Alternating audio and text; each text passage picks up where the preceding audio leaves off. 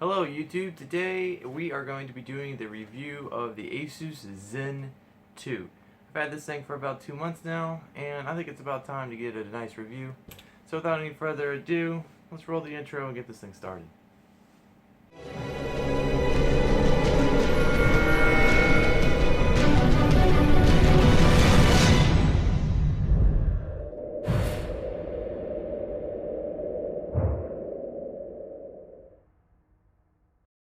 Okay, so the Asus Zen 2.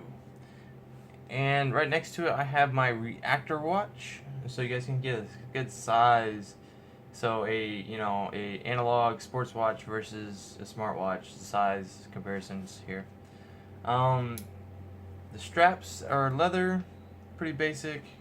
As we're going into the coverage of the specs here, the straps are pretty basic. I like them. They're quick disconnect. I was gonna replace these, but I think I'm actually gonna use these for a little bit longer. I was gonna get some metal ones, but I've actually turned to actually really like these leather ones. They're really durable, nice and stiff, so they're not gonna move much. And like when you're sweating and stuff, it doesn't absorb the sweat or anything. So I really like these. So before I get into my thoughts and feelings about this watch, we're gonna talk about the specifications on this watch, so we can get this out of the way, so you guys can make your specs comparison with the other ones right off the bat. This one's got a Qualcomm Snapdragon 400 1.2 gigahertz. It's got the Android Wear operating system, 512 megabytes of RAM, 4 gigabytes of memory. It's got a 1.63 inch screen, so it's about 320 by 320 display. It's got Gorilla Glass. It's got a built-in microphone, 400 milliamp hours of battery life, which we'll talk about later. It's got a 6-axis 8+G sensor, so it will detect wrist flicks and stuff. They've got built-in stuff with that. It's water resistant. It's got Bluetooth, Wi-Fi. It's pretty much what you would expect from a smartwatch, right? Everything you would need. Now, it does not have a camera or a front-facing camera.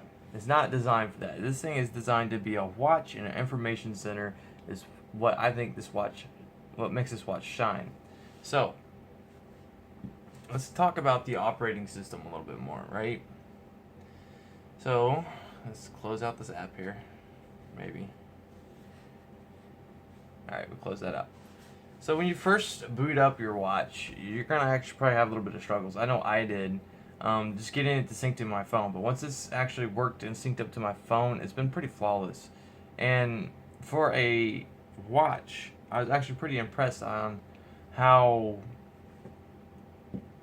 responsive the watch is. So when you're not using it, it goes into like a power saving mode depending on your watch face.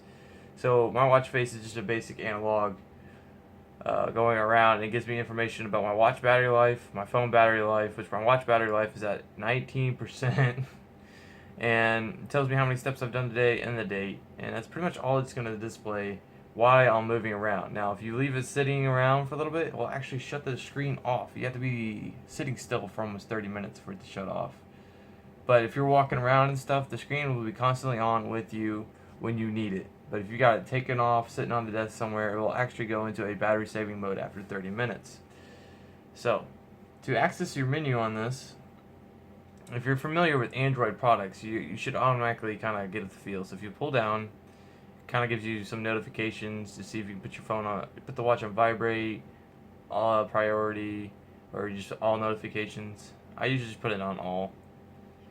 You can turn your sound on and off with the watch. Yeah, your theater mode will actually shut the screen off, so when you're in the theater and you flail your wrist around, whatever, your screen isn't brightening up the room and blinding people. It's actually, and then right after that, it's got brightness boost. So let's say you're outside and you can't see your watch, hit that, it'll get you a nice brightness boost.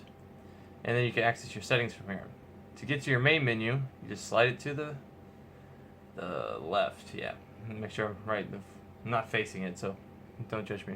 And you got your apps. Now, I got a bunch of other apps on here, but it comes with a bunch of preloaded apps. So you get your alarms, your agendas. I got Amazon on here. The one thing that did surprise me that it didn't have was a calculator app.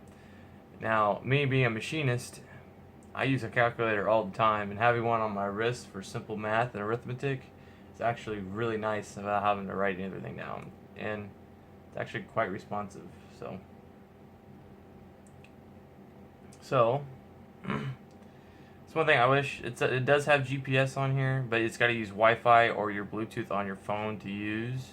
So I usually just use my phone for GPS. It's got a flashlight. Flashlight just pretty much turns your screen white. Google's got a bunch of preloaded things on here. You can actually access your phone on here. So you go through your contacts and you can call all your contacts on here and actually communicate with them. You can send text messages on here. I'm not going to display that information on here just because for my friends' and family sakes. Surf the internet, kinda. You can ask Google to do things for you. So we'll go here and go here. No. Okay, Google. What is the capital of Florida? And she'll load up with the capital of Florida. And Tallahassee, capital of Florida. It gives me options to open it up on my phone, more information on it. So you pretty much got Google. You can not really surf the internet, but you can ask the internet questions, find useful information. It's pretty much just a great information display. Now we kind of covered the feel of the operating system. What are my feelings of this watch? When I first got it, I was kind of disappointed at it because I was expecting more from it. For the price, you can't really complain too much, but I wanted more. Something was missing about it, but when I first bought it, it had no audio on it. Like, I couldn't listen to anything, so I couldn't watch YouTube or anything on it. I had no audio, couldn't make calls with it. But although I could accept phone calls from the watch, which was kind of weird. But then about a month ago, right before I was getting ready to do the review on the watch, an update came out on it. And now, all of a sudden, it's got audio. Which actually changed the entire experience of this. I can actually make phone calls with this, which actually puts it in the realm with one of the top-tiered smartwatches. So, very basic design. I like it. It doesn't have too many buttons. It's really, really simplistic. And me, I'm kind of like, I like the simplistic feel of applications, devices. I think the technology is where we need to be, where it should be simplistic, and you shouldn't have to have a million buttons to operate the watch. Another good thing about the watch, though, is it didn't cost me $1 million to buy this watch. It was only $150 if I'm not mistaken. So it's a really budget-orientated smartwatch, and the fact that it connects to your phone via Bluetooth and you get all your updates and use your phone. That's my argument against the guy who was trying to sell me one of the smartwatches, is because I don't need a separate phone line for my watch. If it's connected to my phone and it can use my phone, I don't mind it using the data off my phone because I'll have the device on me at all times. So overall, I really do enjoy this watch. One thing I didn't cover is the charger is a magnet charger. I deal with metal all the time. I don't like the fact that you got magnets in the back. I'd rather a plug-in or something, because this magnet will pick up the metal chips and stuff and dig into your arm. But other than that, the magnet is pretty strong. I haven't had problems with it. I've seen people online complaining that it doesn't like to stay seated or something. Let's say if they're driving in the morning with their car or whatever and bumpy and stuff. But if it's sitting still, the magnet like zaps on there and it's good to go. Other than that, the battery life on here, I can usually get to go 3 days. This is my third day, and it's at 18%, and it's about, noon. Oh, almost 1 o'clock, my bad. And it's not bad. I really enjoy this watch. It's really simplistic, and for the price, I don't think you're going to find a better watch. And when the Zen 3 comes out, I think it is going to be a major contender with the major competitors for the smartwatches. Other than that, guys, I hope you really enjoyed this video. Hopefully it helps you make a decision on which smartwatch you want to buy. I enjoy this one because I bought it with my money, and it was the cheaper one and the better one of all of the ranges.